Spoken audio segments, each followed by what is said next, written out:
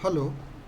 कक्षा 12वीं लेखा शास्त्र में हम लोग साझेदारी का पुनर्गठन, नए साझेदार का प्रयोग पढ़ रहे हैं और उसके अंतर्गत आज हम लोग देखेंगे कि पुनर्मूल्यांकन खाता कैसे बनाते हैं, पूंजी खाता कैसे बनाते हैं और स्थिति विवरण या बैलेंस शीट कैसे बनाते हैं।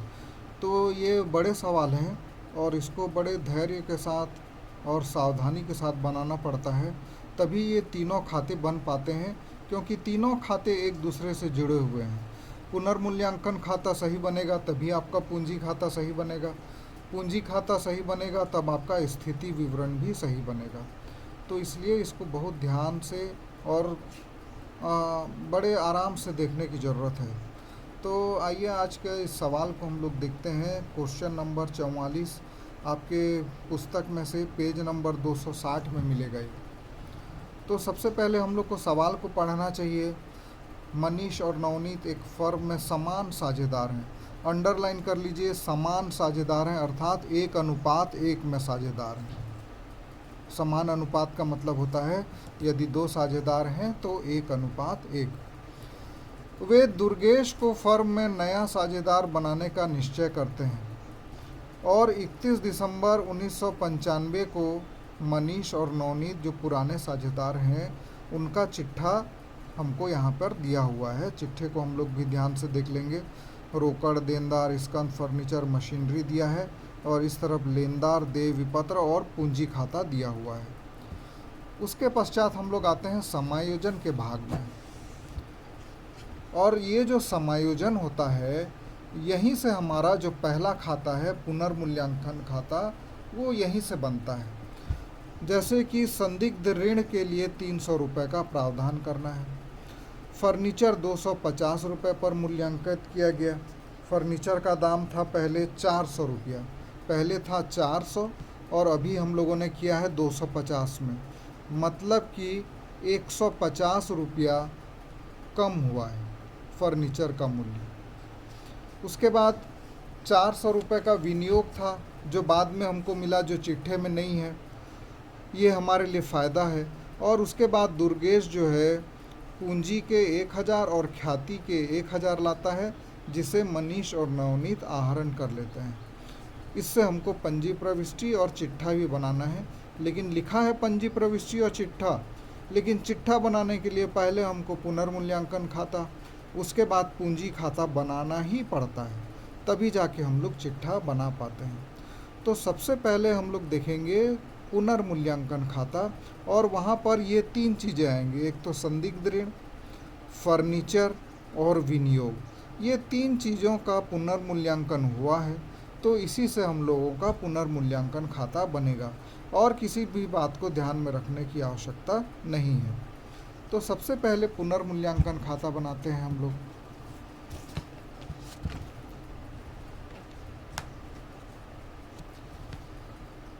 जो पुनर्मूल्यांकन खाते का प्रारूप है ये पहले भी आप लोग देख चुके हैं। विवरण राशि, विवरण राशि।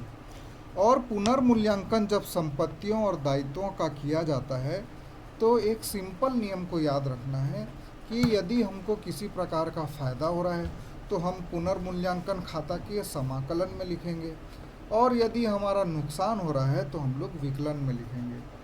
जैसे कि पहला बिंदु है कि संदिग्ध ऋण के लिए 300 रुपये का प्रावधान करना है, तो संदिग्ध ऋण के लिए प्रावधान करना हमेशा नुकसानदेह होता है।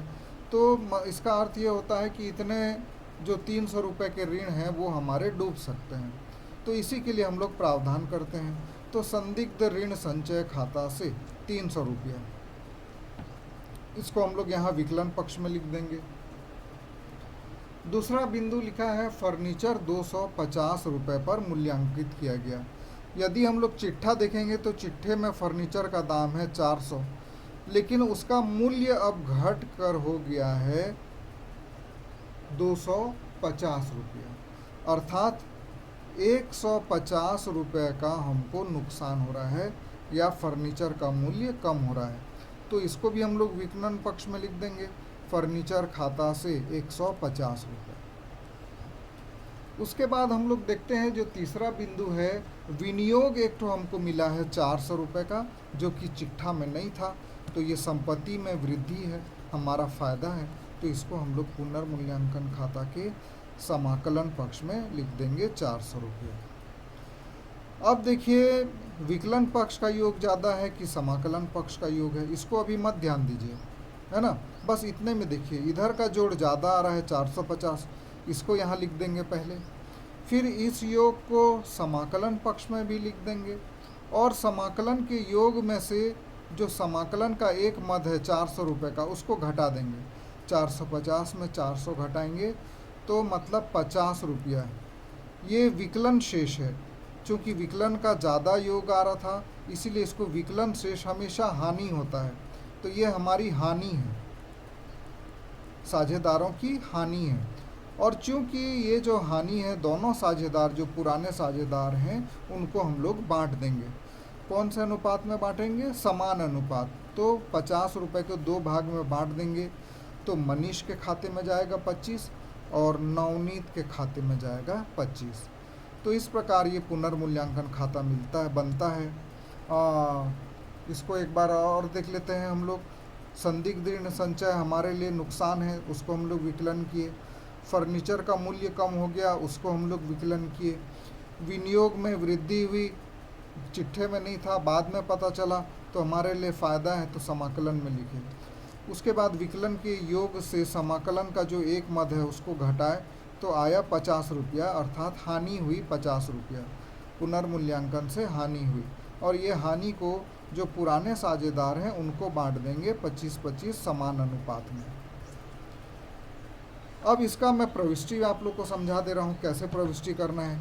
जब पुनर्मूल्यांकन खाता बन जाता है तो इसकी प्रविष्टि करना बहुत आसान हो जाता है। पुनर्मूल्यांकन खाते के डेबिट में ये लिखे हैं, तो इसीलिए पुनर्मूल्यांकन खाता विकलन, संदिग्ध ऋण संचय खाता से और फर्नीचर खाता से, ये हमारी पहली एंट्री हो जाएगी। पुनर्मूल्यांकन खाता विकलन 450 रुपया, अर्थात ये दोनों का योग। संदिग्ध ऋण संचय खाता से 300 और फर्नीचर खाता से 150, ये हमारी पहली। दूसरी एंट्री होगी पुनर्मूल्यांकन खाता के क्रेडिट में एक ही आइटम है विनियोग, इसीलिए विनियोग खाता विकलन हो जाएगा 400, पुनर्मूल्यांकन खाता से 400, ये हमारी दूसरी एंट्री हो जाएगी। तीसरी एंट्री हो जाएगी ये जो हानि का बंटवारा किया है, इसके लिए हम क्या करेंगे, साझेदारों के पूंजी खाते को विकलन करेंगे और पुनर्मूल्यांकन खाते का समाकलन करेंगे, अर्थात मनीष का पूंजी खाता विकलन 25 रुपया, नवनीत का पूंजी खाता विकलन 25 रुपया, पुनर्मूल्यांकन खाता से 50 रुपया।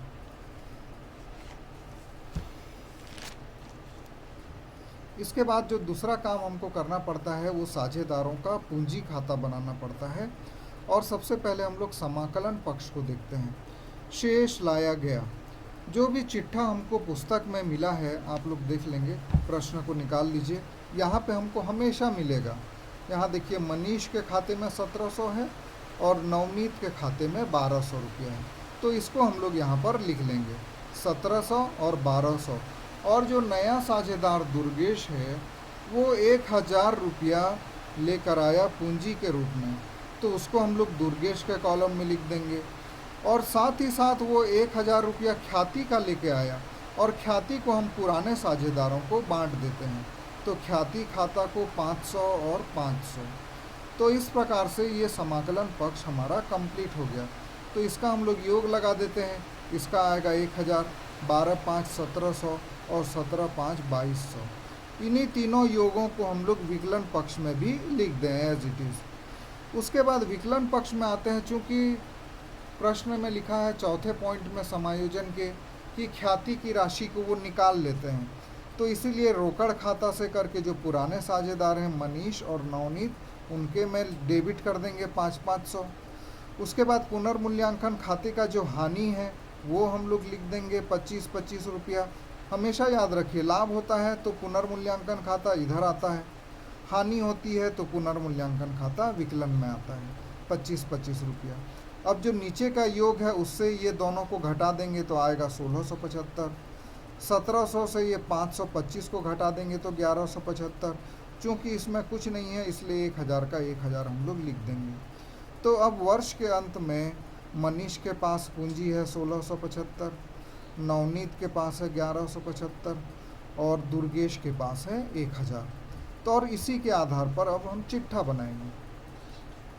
चिट्ठा बनाएंगे, पुराने चिट्ठे को हमेशा याद रखिए, आप लोग बुक से देखिए, यहाँ पर जो जो लिखा हुआ है उसको हम लोग देखते जाएंगे आइटम से। लेनदार लिखा है 1000 रुपया, हम भी लिख देंगे 1000 क्योंकि उसमें कोई परिवर्तन नहीं हुआ है। देय विपत्र 1000 लिखा है, उसको भी हम लोग लिख देंगे 1000, कोई परिवर्तन नहीं हुआ है। पूंजी खाता अभी अभी हम लोगों ने निकाला है 1675, यहाँ लिख देंगे मनीष के में, 1175 नवनीत के में, दुर्गेश का 1000 रुपया, और ये तीनों के योग को हम लोग यहाँ पर लिख देंगे। तो इस प्रकार दायित्व पक्ष हमारा पूरा हो गया, उसका हम लोग योग लगाएंगे तो आएगा 5850 रुपया।